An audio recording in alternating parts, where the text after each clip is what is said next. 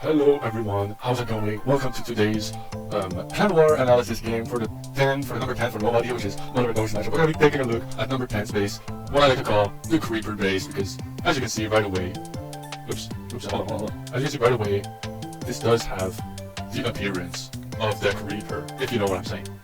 So we're going to be taking a quick look, looking at weaknesses in the defense, looking at potential openings, and let's get right into the video. Let's get into the video.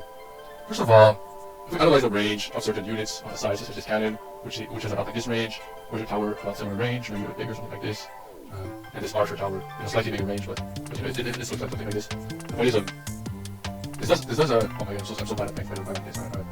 If the archer tower, kind of this range, yeah, kind of about this range. Okay, now we can. This does allow for some openings here to deploy some archers. It looks like one archer here is going to break these two buildings. Same for one here for these two buildings, and one here for these two buildings. As we get lower in range of this mortar right here, this is about, you know, this is like the inner circle, and the outer circle is like very big. So you can't go like down like this forever. But for these 6 buildings, you know, deploying 3 archers for these 6 buildings might be worth it. So you can try to kind of make this break. We don't really see the top, but I know that there is a symmetry along this axis right here. So everything on the left side is the same on the right. That being said, you know, that means that this a similar strategy can be applied for those buildings off screen right here. Then let's maybe take a look at them. Like if we say that we do start an attack by breaking these whole buildings right here, we're kind of setting ourselves up for a nice 2-star. We can also take a look at some lines for maybe a big arrow from the archer, something like this that takes out both of these infernal towers might be worth it. Something straight down the middle, taking out this infernal tower, also damaging the town hall, might be worth it. This column also looks nice with a bunch of thread. Something that's important, also a big weakness here, is the way these are connected. I believe a zap right down the center is all 4 of these buildings connected because the zap radius is slightly above 2,000. So I think 3 or 4 zaps definitely breaks this tower, and these 3 towers, I'm not sure about the X1, not sure about the H1, the X2, but it might be worth it to stack up on a few zaps, applying strategy on both sides here. It really cripple the air defense, because these along this line, these 4 buildings, they're both air X-rows and both big anti-air defense, going to be severely weakened. That could be an interesting idea if you want to push from the bottom. And this right here, this isn't a whole better, this is like the builder's workshop. You have to build from you have to attack like Boom Beach style, right? You have no choice but to attack from the outside. You can't attack, and there's no hole anywhere. Speaking of that, you can look at these 2x2 holes about everywhere. Let's take a quick look at where Tesla's going to be hidden. A big 6x2 block right here, probably 1 or 2 Tesla in there. Same goes for right above the spots around the infernal tower. I would love spots for quite a few things. Same for these holes right here. All important spots to keep in mind, you know, avoid these areas, especially if you're going to clump up units. If you want to deploy 8, 10, maybe giants at the same time, and they start routing like this or routing like this, right? You want to be mindful of all these areas that are open, because this base kind of is open in terms of wall, right? You pretty much only need to break these walls to access everything. If you break this wall and this wall, in 2 walls you can walk around the entire base because everything's kind of connected. That's something to keep in mind. Maybe it is still worth it to bring maybe 1 or 2 wall breaker, because maybe going straight through here might be advantageous. But I think if you look at the radiuses here, maybe you can take out these 2 buildings. Similarly to now, you can take out these ones.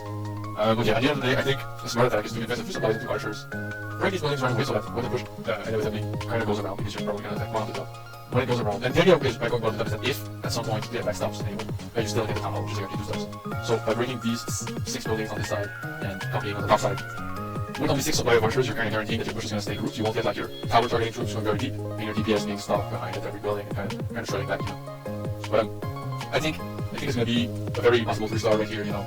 I believe if you look at these lines, that's kind of the path that your main tower targeting troops are going to take, because it's tower straight to tower straight to tower straight to tower straight to tower straight to tower. And this does open up a very clear path for maybe a few wizards, a bit more archers, maybe if you want to go very low supply on the DPS, barbarians and archers might be able to just brute force through. But I think a few wizards is going to be a good idea. Yo, wait, can you bring there's an anime event right now, you can bring mechas and witches, I think, or whatever. These might be worth it because witches fly and go over walls, and by using only 2 witches, you can guarantee break these 2 wizard towers, because witches target specifically wizard towers. So it's definitely an option to consider. But you know, I think at the end of the day, you want to attack through the bottom. You want your army to go something like this. I don't think it's going to be worth it to split your army 50-50 on both sides. I think a smarter idea is to go something like this. Clear out the entire top sides, maybe these 6 buildings for only 3 archer, and once all of that is destroyed, you can start pushing from the top with the rest of your army. I think this will be the best idea to guarantee 50%. If you want to go for 100%, I think you have no choice but to split 50-50, because it's going to be very hard for your army to kind of go all the way around like this. You're going to take a bunch of chip damage from these towers, which are constantly in range, you know, the X-bows in the centers, the Infernos, we're going to have a lot of range shot. I think if I were to attack this, I think big arrow on the queen, try to break these 2 wizard towers, and I do the queen on the side I want to attack. So I drew this line from bottom to top. So in this scenario, that means I would have deployed the queen here, which means I want my army to push like this. So you place a few tower targeting troops, your initial archers, and then DPS at the bottom, which is kind of off screen here, but there's no tower here, which is kind of push. And once all of that is done, then and only then you put the queen. The queen is going to come with your DPS to push forward, and you reinforce from here, which is directly going to attack into this. And I think this gives you a great opportunity. With the Infernal Tower downs, you get a great opening, you get like great usage out of your tanking troops. And then with whatever you remain, you gotta keep this idea going, right? You always reinforce very close, but you don't want to clump everything up at once because of like, obviously just like different color mortars have a little splash, mortars have a little splash, and then like take a blue color for traps. Maybe there's a lot of 2x2 squares with big bombs, maybe the skeletons, maybe just small bombs, maybe the spring trap for 5 30s.